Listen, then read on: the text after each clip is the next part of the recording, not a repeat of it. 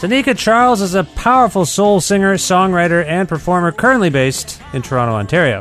Her latest album is a wonderful one called The Gumption, and Tanika and I recently connected in Toronto for a conversation about her time living in Edmonton and Vancouver, close encounters with Dilla and Slum Village, her struggles with imposter syndrome, her rise as an artist in control of her own fate, her new album The Gumption, and much more.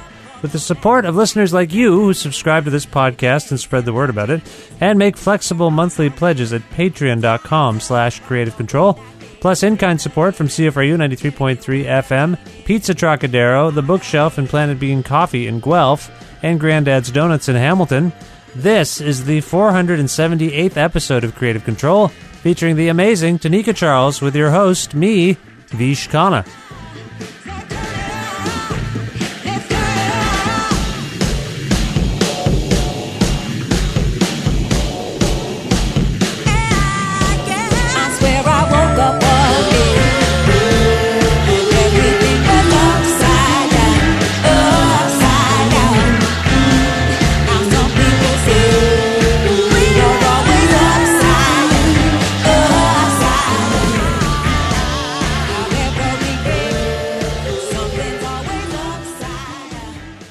Hi, Tanika. How are you? I'm very well, Fish. How are you? I'm well. It's nice to have you on the show. I'm very happy to be here. Now, we are in Toronto at the moment. So you live here. I do. Are you from here? I am. You're originally from Toronto. Absolutely. Now, I did some research. I try to do a little bit of research before I meet with someone. Yeah. And my understanding is you lived in Alberta for some time? I was raised in Alberta. Ah. Yes. But you're from here? Yes. Okay. How long were you in Alberta? Most of my life. My Okay. family, Trinidadian parents, Yeah. needed to make some money, and it was out in Alberta. And so that's why, a couple of years after I was born, we moved out there. So, Edmonton? Yes. Okay. My wife is from Edmonton. Hey! So I go to Edmonton all the time. Nice. I like Edmonton. I've come to like Edmonton. I go there for a couple weeks at a time, so I'm not overwhelmed by Edmonton. I'm not sick of Edmonton. Right. You liked Edmonton? I did. Right. And really, the older that I got, I was like, this minus 40 business I had enough. Because the winters are, while beautiful, Yeah. harsh.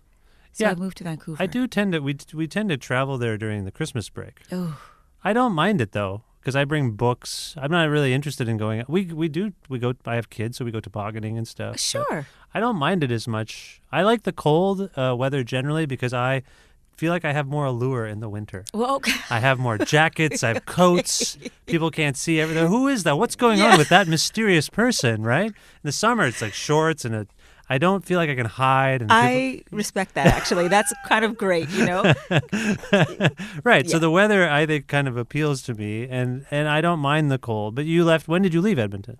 When I was younger. Younger. Yes. Okay. I find this question so funny because I think people often try to figure out my age. Not saying that that's what you're trying to do.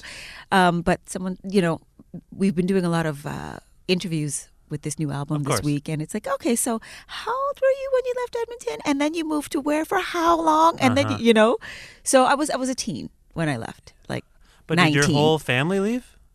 Oh, you mean from here to Edmonton? No, sorry. You moved from Toronto to Edmonton when you were very young. Very young, yes. And then you were raised in Edmonton, you were Yes. saying. But at some point you left Edmonton for Toronto. I'm trying to figure out No. what happened? I left Edmonton for Vancouver Oh. as a teenager. Like I was 19. Oh, okay. You headed further west. Yeah. Okay. Somewhere there wasn't snow. Right. You wanted rain, I wanted the cloudy days. I wanted to be miserable every day. No. big mountain snobbiness that they have out there that I find. It was, I just wanted to, I really, truly didn't want the cold. So I moved to Vancouver. Okay. And, For Stayed school there. or just adventure? well, no, actually, I was working as a visual merchandiser for Banana Republic. Oh. And then they sent me to Vancouver, Okay. not only because, I wanted to go, but it was also another opportunity to, kind of expand with more stores and, Right. what was the term that they used? I can't remember this. Well, I've never heard visual merchandiser So before. I dressed mannequins. Oh. And That was your job? yeah, Okay. like a window display. Now, there's a feeling that mannequins are kind of all the same. There's a uniformity there. But that's not true. I think there's a certain prejudice against mannequins that I'd like to resolve right now. Okay. Every mannequin is its own thing, isn't it? Well, different proportions, different personality types. Sure. The ones that I'd worked with in the past were just a box, like a square with wooden legs. So there were no gender, No head, not even a head? Not even a head. Oh, wow. Yeah. That's a headless mannequin. It's a headless mannequin. And when we advanced as a company, then we started getting, some arms and some legs and some heads. But it was all very, well, you could actually tell male and female, but it was just... By what, the garment? By the garment and by the shape. Of the mannequin. So vaguely curvy rectangle? Exactly.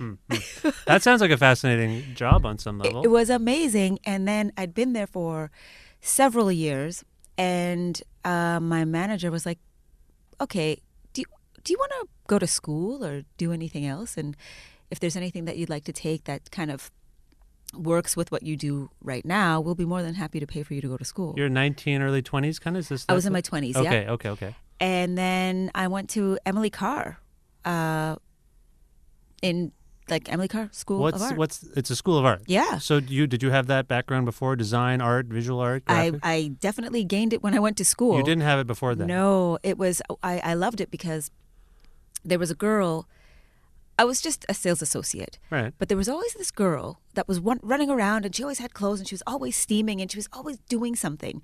And I loved that she was active, because I would just stand in the same area and fold clothes, and it was driving me nuts. Right. So I wanted to kind of get into what she was into, and that was merchandising. Okay.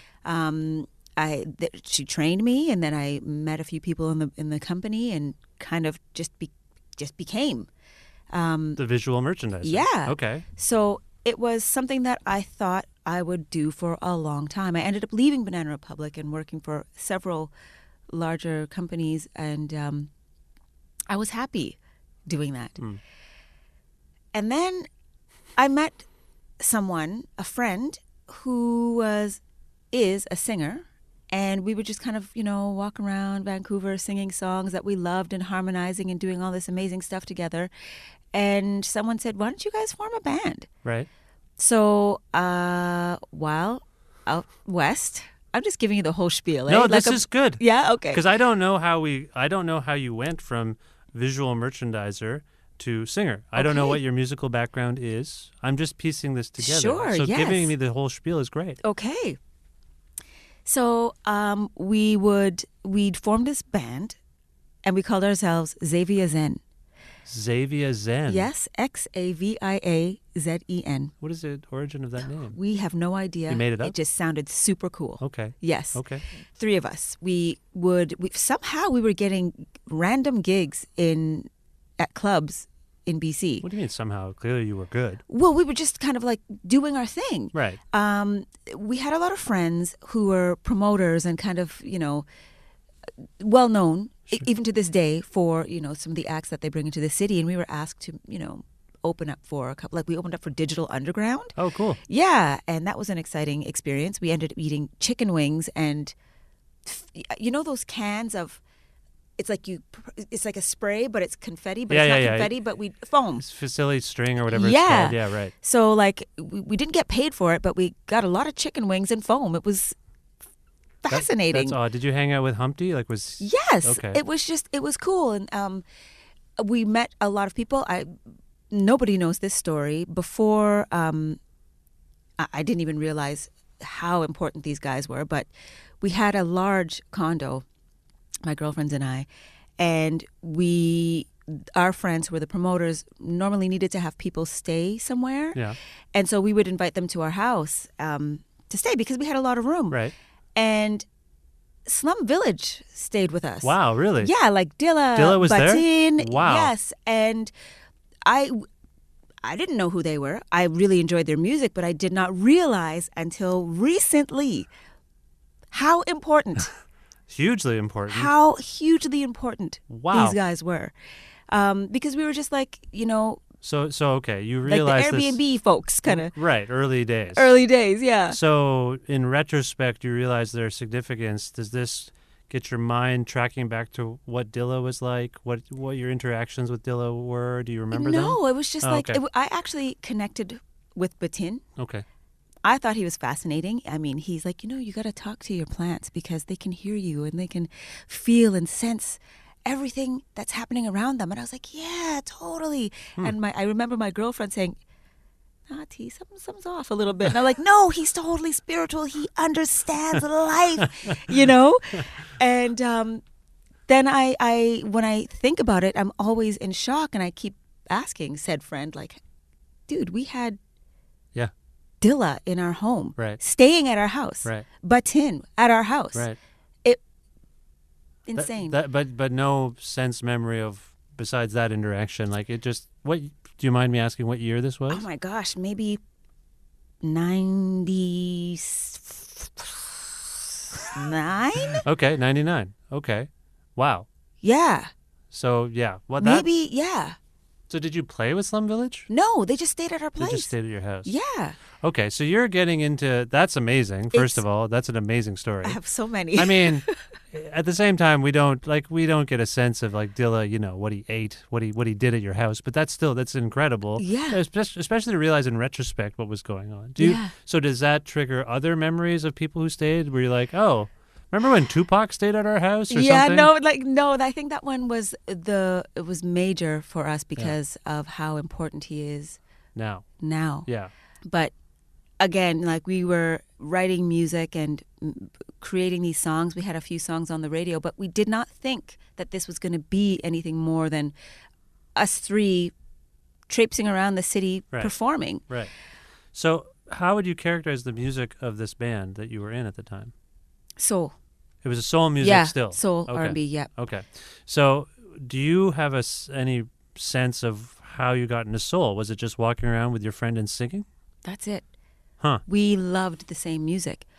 Mary J. Blige, Jill Scott, Anthony Hamilton, a little bit of hip-hop here and there, but it was just we loved singing. Yeah. And the three of us were always together.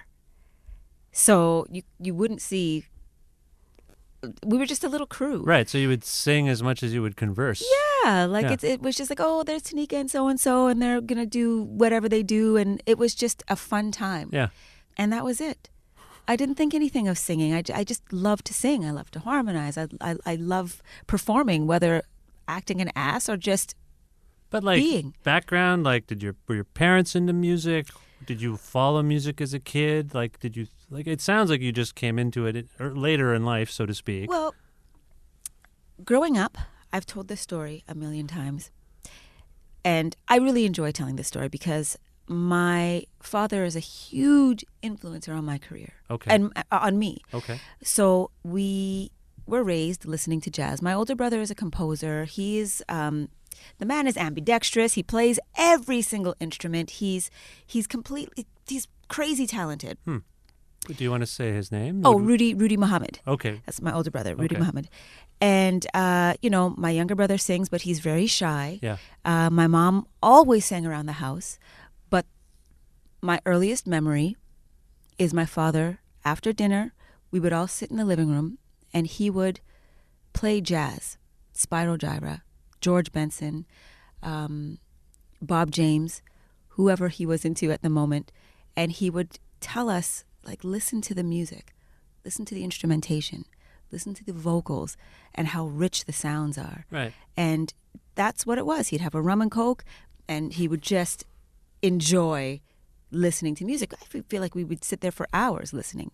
But not pushed upon you. No, it's just this is what he loved and he wanted us to enjoy music with him. But you don't pursue it, per se, until this happenstance moment where you're walking and singing together with your friend. No, I don't pursue it until 2007. Oh, that recently? Mm-hmm. Okay. So that is a weird kind of arrested development in terms of you as a singer, because now, we're talking because you're, among other reasons, I think you're excellent. And I've enjoyed your records and I've enjoyed your performances. But that's only about 12 years as we're speaking, 12 years of development. Yeah. That's quite remarkable to be sitting on that talent and not doing something with it. You had some kind of epiphany and realized you could do it. which I want to know more about. This is where I'm probably going to get a dirty look, but I still feel like I could use a lot more work.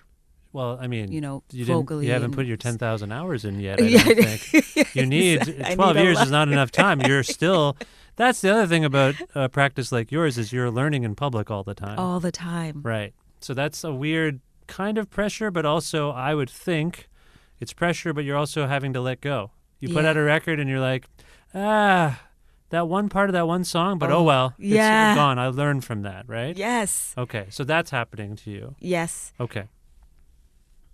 Wait, is that a question? No, it's just a statement. Okay. Just a statement. No, you could follow up if you like. I'm curious if that's how you view it. If you say, I need a lot more work, yes, that's a kind of self-aware tension. Yeah. I guess what I'm saying is I allude to this fact of this idea that you also have to let go as someone who's learning in public. Are you letting go? Or are you too hard on yourself? Am I too hard on myself? Oh my gosh, it's a problem. Imposter syndrome, of course. Kind of. This is something that I actually fully struggle with all the time. And while I still enjoy, I love singing and I love doing X, Y, and Z, but it's just, am I really this person? Is this like, am I actually a singer? And is this something that I should be doing? I find it not even fascinating, but when I hear people say that you're a great singer and I love what you do, it's very difficult for me to believe and accept. Do you view your singing self, your dynamic and bold performing self, as kind of this separate self? Do you view it almost objectively as like that's a persona? When you're singing, when you're a performer, you have some kind of persona. It's not quite you, but it's a heightened version of you. It sounds to me like you can't, I don't know, it's weird. It sounds to me like what you're saying is you really separate yourself from Tanika Charles, the person on stage, the person in the studio. It's almost like you're floating above this person. Not like a ghost. I don't mean to spook you out. I don't mean to scare you. I just feel like that can happen sometimes when you're establishing yourself, particularly in the realm that you're in where there's a lot of boldness to the performance. There's a lot of like trying to get the crowd into it. There's a lot of like energy that you got to bring up out of you every night. So that can be weird. I got to turn it on. I got to turn it on for this vocal performance. When I started singing, when I actually started to, okay, maybe I'm going to try to do this on my own instead of being a backing singer, which is very comfortable because you're not the focus. Yeah.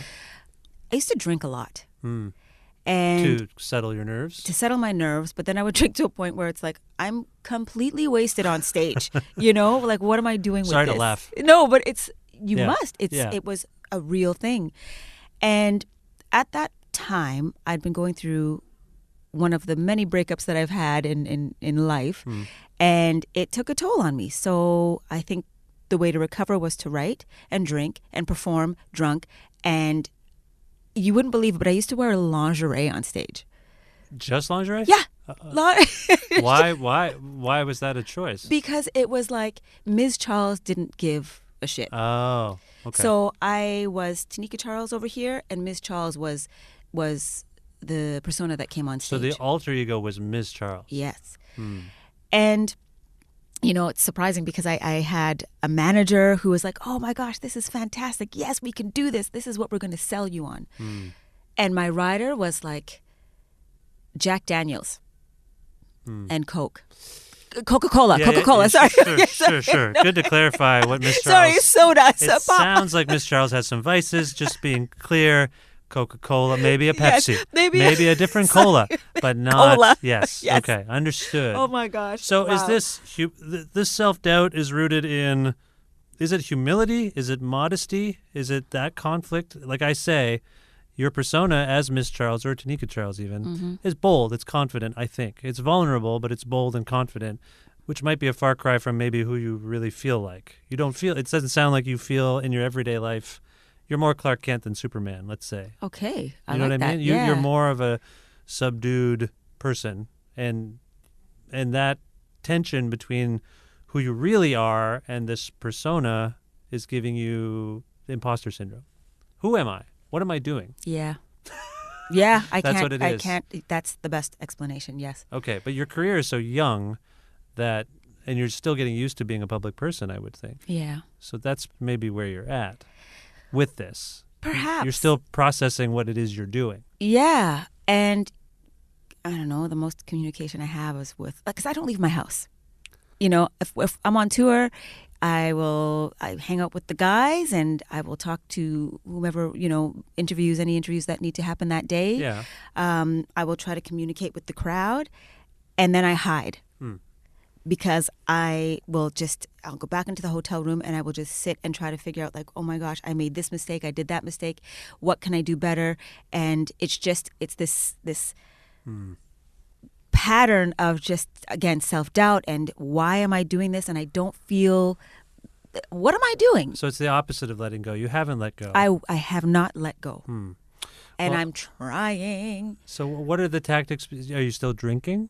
No. Okay. So what tactics are you trying to employ to let go? Interestingly, like this album is called The Gumption. Yes. And which is a term for nerviness. Hey. On the record, you are suggesting, in terms of a lyric, it seems to me that you're addressing the gumption to a male figure. Like, how do you have the gumption to do what you do and Sure. treat me this way or Yep. what have you? But then in this context, I'm now realizing perhaps it's also an allusion to you. Yeah. And the fact that you are becoming aware of the gumption it takes Yes. to be you. My goodness. I might have to steal that from you because that's exactly it. That's it. That's where you're struggling. It's not simply because there's a lot of love gone wrong songs here. Always. And a lot of confronting people about your relationship with them or how they're treating you. Mm-hmm. But this seems to be about you too. Yeah. So you're addressing yourself a lot more on this record, maybe? Definitely. Okay. It's growth. It's assuredness, I guess. I feel a little bit stronger from Soul Run, which, I was in this relationship, but I'd done all these things to make this other person happy. And now I'm just like, you know what? I need to actually make myself happy. I don't know how, but I'm going to start with addressing situations that may potentially be uncomfortable for myself to even, like if someone's hurting me, I'm going to talk to you about it instead of hiding in a shell and writing about it and then singing about it. I'm going to tell you, like, this is some bullshit, Yeah. Yeah. So yeah, I think the best way to describe this album is growth. Growth for you. Yeah. Okay. And that's not simply Communication. Sorry. learning to communicate? Yeah. Just at a different, more mature level. Do you I've never asked anyone this before, but just given the context of what we're discussing, do you journal? Do you write what your feelings down? Is there therapy in your life? What's going on because when you talk about communication and the gumption and coming to these realizations, I'm hearing that needs to happen if it's not happening already, just an articulation of how you're feeling. Right. Beyond being a songwriter. Does that happen? Not as often as it should. I'm finding that I meditate. That takes gumption. Yes. No, it really does. It does. It takes gumption to reach the point where you're like, I got to articulate how I'm feeling. Right. To feel better about myself. Yes. My thing now is I don't send the email to the person that's bothering me. I write the draft of the email, and then I just don't send it. Yeah. And it has the same effect. Right. Almost. Yes. Almost. It's not quite the same thing writing a journal or keeping things to yourself because it's in you, but at least you've expressed it. And I find once I finish the draft, I'm okay. Just put it away. Well, at least I've communicated how I feel for myself. And if it doesn't seem like it would be constructive to send, it stays in the draft folder. Right. So I'm wondering if you have some mechanism like that. The only thing that I'm working with these days is meditation and the power of positive thinking. And occasionally I'll write something down. Right. But I'm also not I don't have a lot of discipline. So You're very hard on yourself, I feel like. Exactly. Yeah. And this is another thing that I'm like trying to work on. Like, Tanika, it's okay to be you in your skin. Well, where do you think that comes from? Where do you think that sense of doubt, but also it's not self-loathing. It's like you're checking yourself. Where does that come from? Do you know? No, and I'm thinking maybe therapy might be something that could help. I feel like everybody's doing it, so why not give it a shot? Oh, I've had to go, and I don't want to. We're getting into personal terrain here, but you started it. I'm just following your lead here, but I do think it's very helpful. It's one of those things that I feel like the stigma is slowly melting away, and people are talking about it more. Yes, and what people are actually saying is, go. Like, I went, always. You should go, you'll feel better about yourself. And that's what you're after. And I feel like you seem like a candidate for that. Well, yes, I guess that's just it. I've always kind of self-medicated in a way. There's been a lot of traumatic situations that have happened in my life that I don't really talk about, that I'm not sure if I'm ready to discuss. Okay. Eventually, I'm sure it'll come out in the music, or maybe I'll write a memoir of some sort. Well, that's where I wondered if it comes out in the music. I'm hearing bits of it. Yeah. And, it's writing about love and vindication and vulnerability and all of those issues. I don't mind. But there's just so much more that I have to talk about. And I'm afraid, because then it kind of reveals people that don't need to be talked about in a negative way. And it's not that it's negative. It's therapy for me. The subjects of your song will be revealed? Is that what you mean? Yeah. You know how Taylor Swift writes about everybody? Yeah. Like, a lot of these songs were written, but there's somebody in mind, Would the person know? Maybe. Right. Maybe. So, in a weird way, you're writing a song about someone is like an email draft. Yes. You didn't hit send. They didn't get it directly. Yep. But you've got it out of your system, and now it's kind of, if they got into your email, maybe they'd see it. But I'm just saying, this analogy isn't quite working the way I wanted to. But that draft of, like, I said what I want to say, because a song is weirdly a one-way conversation that is received by hundreds of thousands of people who may not know what the context is. But they can relate. Right. Yeah. So in a weird way, well, not in a weird way, I mean, I do think people express themselves in their art to get something off their mind, off their chest. Your practice right now seems deeply personal, right? Yeah. Like, you're writing about universal subjects on some level, love and relationships, communication, but this is something you need to do for yourself. I 100%. Okay.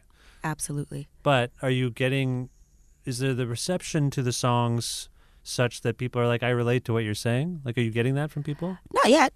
No. Yeah, it's so brand new. It's still fresh, and well, even on Soul Run, I mean, like. Soul Run I would get messages often. Like, I understand, I get it, and I would get emails of mostly women, kind of like, this is what's happening to me, and this song helped me through this situation, which is really beautiful, and I'm so thankful. I don't know how to respond, because I'm just like, oh my gosh, thank you for listening. You don't know how to respond because you don't normally communicate such things with people, it sounds like. Well, I just say thank you. Thank you so much. Right. That's awesome. And I'm so happy that you're listening to the music. Like, it's so impersonal. I hate that.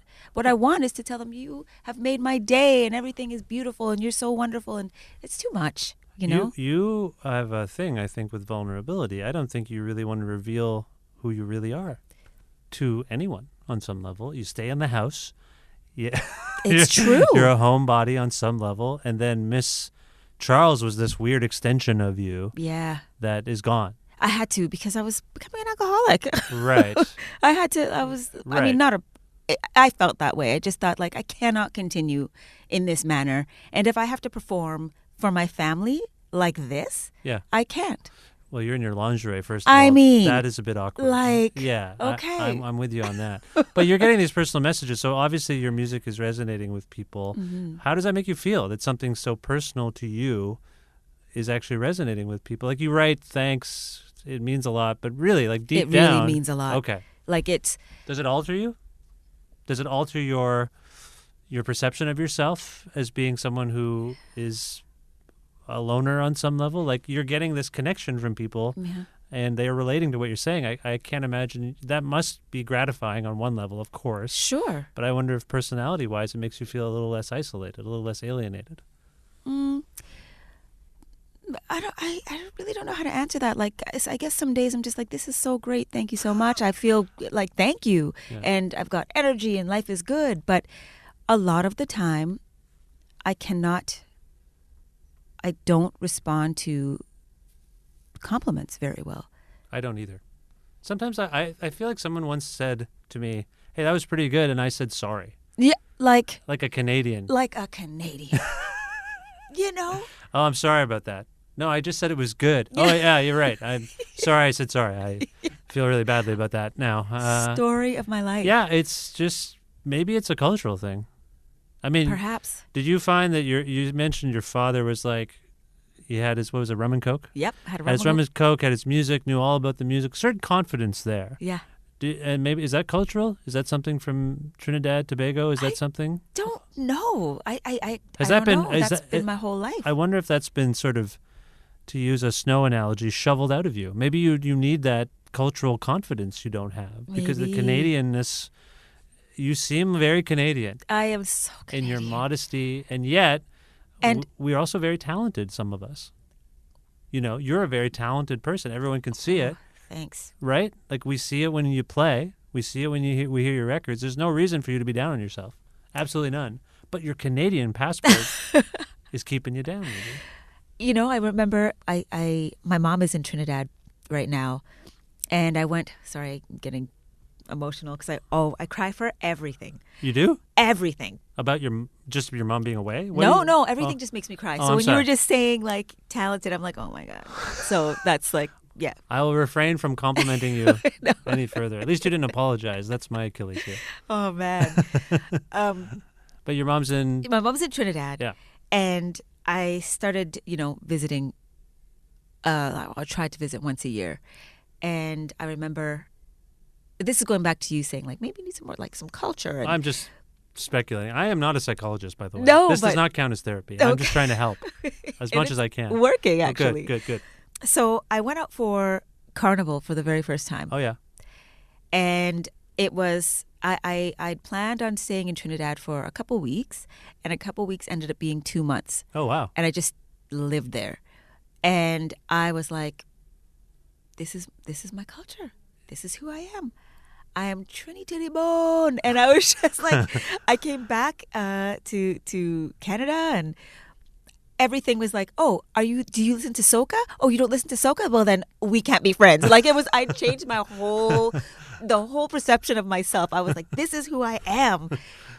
Didn't last very long, but right. There's a little bit of, there's something in there. Well, I want to, this may lead well into a question about the sounds that you are immersed in terms of your music. Mm-hmm. Because on the one hand, I can feel you tapping into a tradition of soul music, but there's also something very contemporary about what you're doing, which is unique. And so I'm curious about your relationship to the tradition of soul music, so to speak, because there has been a real renaissance in this type of music over the last, I want to say 10, 15 years. Mm-hmm. For me, I noticed a shift with Sharon Jones. I noticed a shift with Charles Bradley. There's just seemed to be stuff coming up that spoke to this kind of music. Mm-hmm. And I wonder what your relationship is with the tradition of this music and what you feel you have some great producers that you work with, obviously. What are you doing to soul music? What are you doing to this music, do you think, yourself with your sound to make it contemporary? So, okay. I really don't know Sharon Jones, her music. Do you bring this up because is this a comparison you face? Ever? No. You don't. No. Okay. The comparisons that I usually get are like, well, from Soul On, it was Betty Wright or Alice Russell. Right. And with this new album, because it's a little more guitar driven, which was intentional. Yeah. Still like the soul sound, but just a little bit more. I wanted to implement a little bit of rock. Why? Less horns. Honestly? Yeah. Honestly? I want to know. I tour with 4 guys. 2 guitars, bass, drums. Oh. In Europe, the kind of like I don't know if it's big band, but the 3-horn setup, the 2 backing singers, the keys, the whole presentation, I don't have that. But you would expect me to have that on stage based on the music that you hear. Right. I can't afford that. Right. Right. So it's practicality. Yes, exactly. Right. Like I'm bringing myself, 4 guys, and a manager overseas to perform. And I have to make it work. Mm-hmm. And so this is what I do. So this album, you know, I found when I was over there performing Soul Run songs, a lot of people are like, wow, this sounds really great. It doesn't sound a lot like the album, but I kind of like this. Did you mention a keyboard player? I did not mention a keyboard player. You don't have keyboards. I don't have keys. I don't have keys, but Right. I'm bringing keys on now. Okay. Because it is essential. I was wondering. Yes. Yeah. And you know, I'm okay without horns. I'm okay without backing singers. What I have now are a couple elements that sing. So there's a couple of members that sing and play. Right. It's financially the best way to go. That makes sense, and but it also, that limitation I would think alters your musical approach as well. Yes, it does. Because where I'm coming from with some of this is every once in a while on the new record there will be a guitar part, and I didn't go and check the samples on his records, and so I don't know who the source material is. But every once in a while I think of Dr. Dre. Oh. His production. There's just like guitar parts where I'm like, oh, this reminds me of something from Chronic 2001. Right. And that put me in an interesting frame of mind in terms of how the rhythm and the overall textures of your record relate to hip hop culture and contemporary R&B. And that's where I was coming from with my question. Right. So I'm going to take it back a little yes, bit. Take When it back. the EP What came out in 2010, the producers that I'd worked with were hip hop producers like Rich Kid and the Gigs. And so what they did was they had hip hop but samples of old school, you know, tracks. Sure. So that whole influence came through these guys. Oh, okay. And when I would sing on their beats, like a few people were like, Tanika, you sound like a young Michael Jackson. You've got something going here. Interesting. Yeah, it was really a young Michael Jackson. A young Michaal Jackson. It's because I was hitting these notes that I clearly couldn't hit, so it sounded like, you know, like a baby squeal.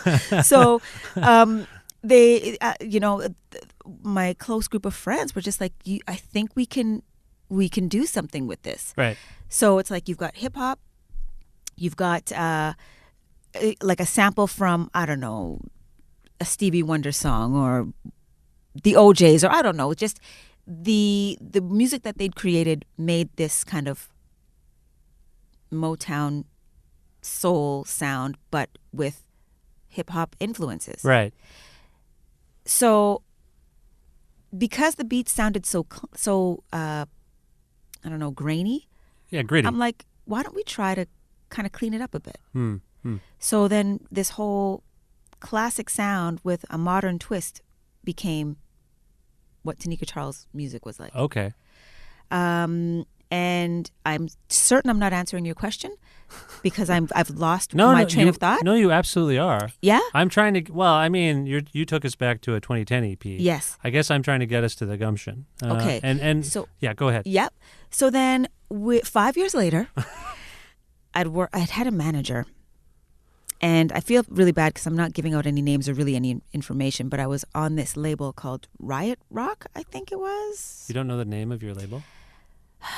It was Riot Rock. Okay. Or Rock. I don't remember. I don't know this label myself. I know a lot about labels. Okay. All right. I get it. Yeah. I understand what you're saying. Yeah. It was, you know, the manager, I had my manager and the owner of this label was, you know, kind of running my show. Sure. And he was a huge fan of the whole Tanika drunk on stage, lingerie, this and this and that. He loved the sound. He thought it was great. He wanted me to work with Morrissey from the UK. Uh-huh. I know who Morrissey is. I know where he lives. Oh, okay. Why did you say Morrissey from the UK? Everyone knows who Morrissey is. Does everybody know who he is? I'm pretty sure. Well, I didn't know who he was. Oh, you didn't? Oh, I'm sorry. I didn't. Now Okay. I took your offense and I projected it back at you. He's very famous. He's a very famous person. I know one song. I think it's "The More You Ignore Me, the closer I Get." That's it. That's his vibe. He's a bit of a creep. Totally. Yeah. But I love that song. And he's like, Tanika, you and Morrissey would do amazing things. And I'm like, I'm not into this. Oh. He wanted me to go down this path that wasn't the path that I wanted to go down. It had nothing to do with... Did he have a connection to Morrissey that he thought... Sure. But I wouldn't allow it. Well, why at that time were you offended? I mean, now most people are offended by Morrissey, but what was going on? What was going on at the time that you were like, no, I don't want to do that? Because at the time he wanted me to wear... He was kind of dictating my wardrobe. Oh. I wanted to stop being drunk on stage, and he's like, but that's your whole thing. And I'm like, well, I don't want it anymore. I'll definitely put on clothes. That's not a problem. So the whole, kind of shift dresses, and then manager was coming from like an Amy Winehouse. He was coming situation? from an old school. There was, I think Beyonce had a label many years ago with her dad, and he's coming kind of from that era where you tell the artist what to do and how to do it and blah blah blah blah blah. And so I was like, no, I want to stick with this Motown feel. Yeah. And he's like, no, I think you should go this way. And I was like, no, but I want to work with this producer. So we were trying to figure out how to produce my next album, but it was more what he wanted to hear and not what I wanted to work on. Okay. So when I finally found the producer that I wanted to work with, he wasn't happy about it. Like with the Soul Run, there was a couple producers on there. Yeah. But he was just like, you know what, I'm not going to put money towards this. And I said, well, then I'm not going to, you're fired. Yeah, right. What am I going to do with you? Right. And I don't care if you have a sunset clause. You are not going to tell me what to create. Well, good for you. Thank you. Yeah, that's not easy to do. I was like, I could care less. This guy was driving me crazy. Sure. And I was just like, he was driving me to drink again. And I just didn't want any part of it. That doesn't sound healthy. Yeah. No. Yeah. So fast forward to Soul Run, found my producer, Slacka, the Beat Child. Yeah. And he absolutely, not only is he a spectacular producer, but he understood what I wanted. Yeah. I want it to sound like this, but I want it to be mixed like this. And it was just like a really great collaboration. And it's just something, my influences for this album or for that album were like Mayor Hawthorne. Where does this door go? So he's still got that kind of soul feel. But, even Solange. Right. Who is doing more an abstract version of these kinds of sounds. Exactly. Yeah, you wanted that. Yes. But with the Gumption, because I'm touring with these two heavy guitar players and, I had to kind of make it work. Yeah. So when I am performing, it's like, okay, yeah, that sounds like the album. Right. And it's not closer kind to the of album. Yes, it's not kind of like this strange adaptation of me trying to, it was me trying to make this big band sound, but just it wasn't quite getting there. So that sounds like, for someone who's relatively young in this process, it sounds like you learned a lot from making Soul Run and were applying and probably touring behind it too. Yeah. And that all informs the Gumption. That's what you're saying. Yeah. Okay. So that's the sound of it. Is there anything you'd want to say about, we've talked about some of the themes, communication, relationships. Is there anything else that you feel people should sort of keep an ear out for? Like, are you talking about other topics or things that you want to talk about? Yes, there is a song on the album called Look at Us Now. And it's a little bit more of a political song, mostly for women and where we are today, and taking a stand. And it's that was an interesting song to write because I'm not comfortable, again, speaking on these issues for fear of insulting somebody. You don't feel, generally, you don't feel qualified to live your life on some small level or major level. I don't know what it is. I don't know what it is. The most comfortable you've ever been is putting a shirt on a mannequin. And the rest of it, you're just like, I don't know how it's supposed to be done properly. Yeah. But you are holding yourself up to an invisible, it's not a real standard. It's not. Like, anything you do is something. And there's nothing wrong with it. You know what I mean? Living your life.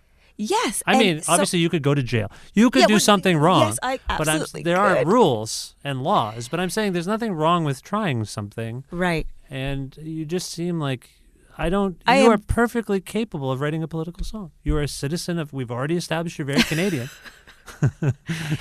It's. I guess maybe I have a friend who is very vocal.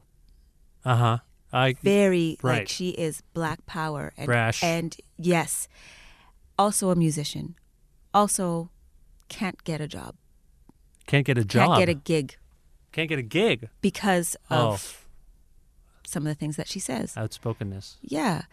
And this is probably not the best thing to say, but I'm going to say it anyway.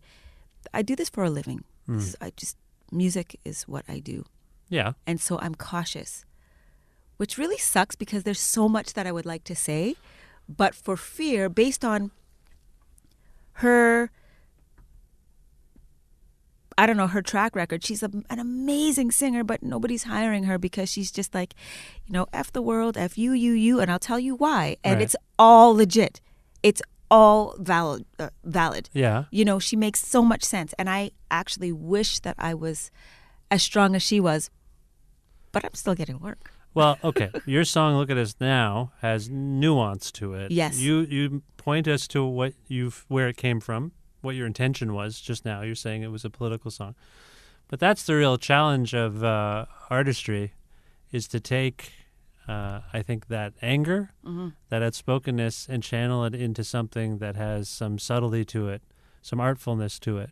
And maybe that's where you're heading. You're saying, I need to make money.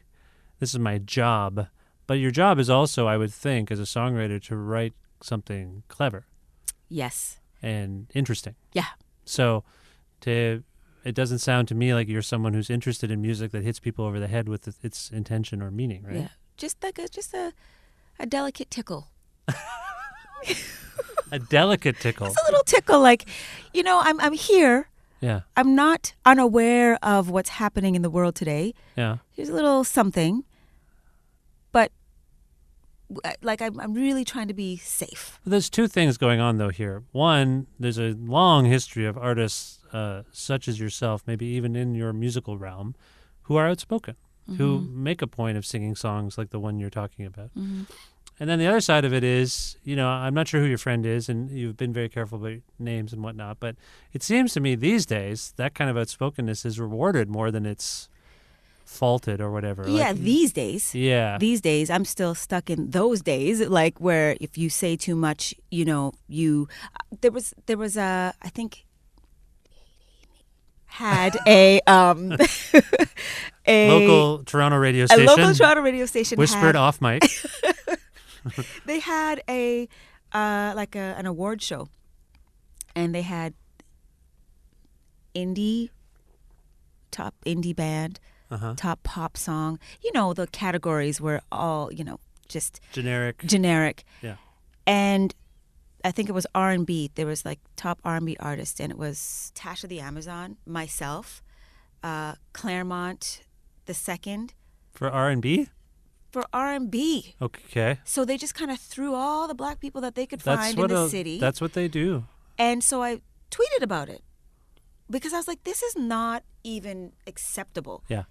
And I was like, why is it so hard for you to kind of like differentiate between the sounds? There's R&B, there is hip hop, you could have broken this down because you've just kind of thrown us all into one category, and I don't think it's appropriate. Well, that station, as far as I know, and a lot of stations in Toronto only hire white people to do things. And so those white people don't know that. If you're not, we talk about this as a culture, we're starting to talk about these things all the time. Yeah. If you don't see yourself in a leadership position in any organization, you're probably not going to be reflected by that organization. Mm-hmm. Someone like you isn't there. So I'm not surprised that radio station would do such a thing. I'm not surprised either, but I was so choked. I'm like, this is some bullshit. So I sent out a tweet, and I kind of clarified, like, you guys got to switch something up because this is unacceptable. And I explained why. Yeah, I've expressed that to them too. Yes, and I was like, I'll wait. I will wait for a response. Yeah. And nothing. So that was the most that I'd actually spoken out about anything. Right. And not that it's hindered any kind of future performance from, I'm still getting shows, but I've just watched my friend, she will not stop speaking about whatever the topic is at hand. Well, that will but she's likely just not working. Right, but that will likely pay off for them somewhere down the line. I really hope so. Is because, what I'm saying. Yeah, I really hope so. Does your friend articulate these same thoughts in their music as much? Yeah. Okay. Yeah. So you're... But again, like in a kind of... No, actually, she will slap you on the face with it. Like, it's right in there. Right. So that's potentially another reason. Well, sometimes people don't go to music for that stuff. I do. Like, I like hearing that stuff articulated in music. I like hearing the real world articulated in music. But it doesn't always happen that way. It's not natural for some people. Even like you've been talking about it, you have a slight identity crisis as yourself. Yeah. As an artist, as a person. So it's a common conflict is what I'm saying. But I do feel like you've really asserted yourself on the records you've released. And now like a conversation like this, I'm starting to feel like I know where you're coming from. And it's actually going to probably change how I listen to the records a little bit. Because I think of you as very confident and very sure of yourself. At the same time, you do sing a lot about pain. Usually it seems to be couched in kind of the classic motifs of romantic pain, I guess. Yeah. But are you happy right now, by the way? Yeah. Relationship-wise? Are you? Yeah, totally. You're good? I'm so good. Okay. Yeah. I'm just checking in now as we wrap up. I just want to check in and make sure you're okay. Normally, most people would say, hey, how are you doing right at the beginning? Yeah. I wait till the end. Yeah, no, I'm great. Okay. The album is being well received. It's lovely. It's really nice to actually create something new, and it didn't take 5 years, and it was it was a bit difficult doing it because I was on tour. Yeah. The whole time it was being written. Yeah. So it was those moments where I was home and that I had an opportunity to like write and create and blah blah blah. But yeah, I'm good. Okay. I just want to make sure. You seem good. I am. You seem like I'm you're in a good place. Really brutally honest, and I'm very aware. Like, okay, and I'm often told like, Tanika, you have to be a little bit more positive. I'm like, I am. I'm 100% positive, but this is me. This is this is me. I think being authentic is part of being positive. Thank you. Even if it's not the standard kind of positive, I think that's a good thing it's more healthy to be authentic. Yeah. I would think than to pretend you're someone you're not in any capacity. For sure. So, speaking of touring, like what's coming up for you? Are you going to be touring hard behind this record? Yes.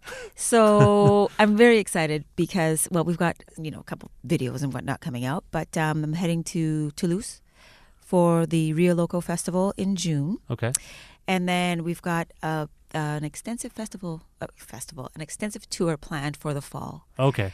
And so right now I'm kind of just like trying to, work out and get healthy because these stages are massive and running back and forth, you get tired. Oh, absolutely. You're a very physical performer. Yeah. So you got to get in shape. Okay. Definitely. That's coming up. Yeah. And then... and of course the album May 10th. The album is, the new album, The Gumption, out May 10th. Are you already working towards new songs? Are you already writing? Okay, so yes. That's all you can say? What does that mean? Like, all I'm asking is... Yes. You're working towards a new record? I'm working on, definitely, yes. Okay. You know what? I'm excited because... Yes, I'm excited because songwriting is terrifying.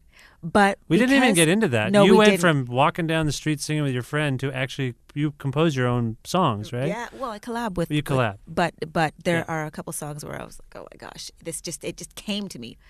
That's a good feeling. Oh, it was the best when it happens effortlessly. Yeah. There is a producer on the Gumption. His name is Kevin Henkel, and he produced 3 songs, and those 3 songs were just. It's like the music connected, or I connected with the music so much, and I remember washing dishes and I'm singing the harmony, and I've come up with lyrics and finished a song. I think all 3 of his songs written, recorded in a day. Wow. Like 3 days. Wow. So I'd heard, does that make sense? Yeah. It was incredible. Wait, that's since the record's been out? No, that's the songs on the record. Okay. Prior to. But are you working at that prodigious pace now? Yes. You're writing a lot, and and feeling a little bit more comfortable about it as good. well. That's good. With this producer. Okay. Yeah. So he's got he's sent another folder of songs, and I'm like, yeah, I'll take that one. I take that one. This is how that's going to go. Like, what do you mean, tracks? Like instrumental tracks? Yes, he writes everything himself. Okay. So instrumental tracks. And then so you'll craft vocals around that. Absolutely. Okay, so that's already happening. That's good. Yeah. Okay. Thanks. And so will we hear those live at this point, or on this upcoming tour, or are you going to sit on them? I'm gonna release them for the holidays. I get where this is going now. I get where this is going. That's great. That's awesome. Cool. Okay, so it might be seasonal music.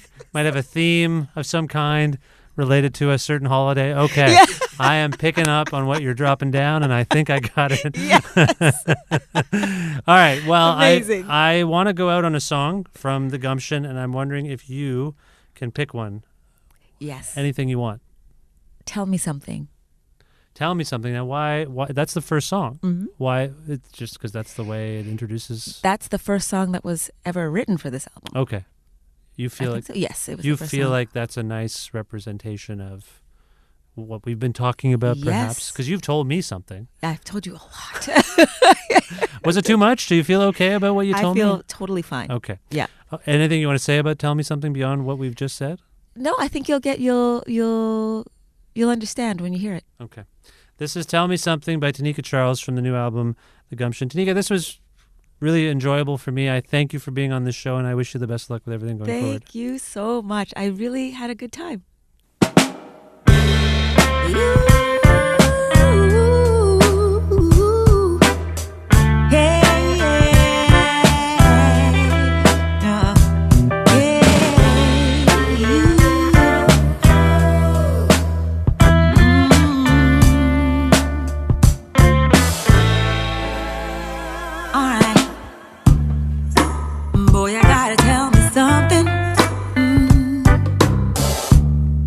We've been going back and forth too long, yeah. What gave you the gumption? You're stringing me along, yeah. Make your mind, giving you the time to decide. Make your mind, and I was ready to stand right by your side. Make up your mind, but you just stuttered and stammered and carried on like nothing mattered. Boy, I gotta tell me something.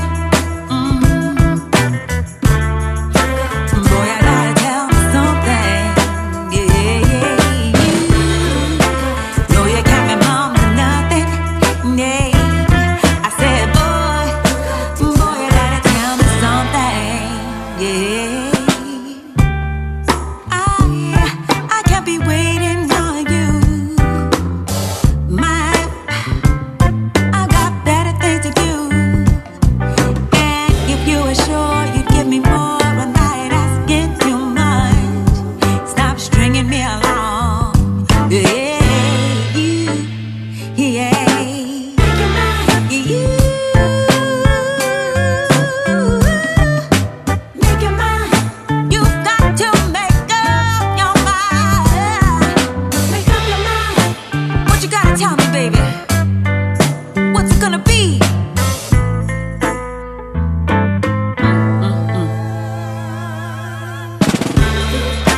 Boy, I gotta tell me something.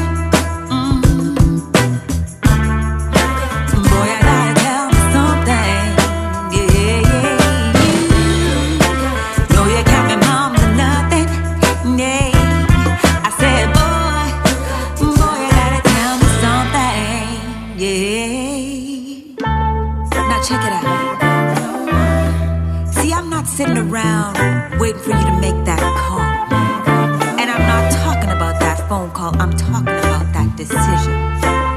You know, the one where you choose me and no one else. Make it up, make it up.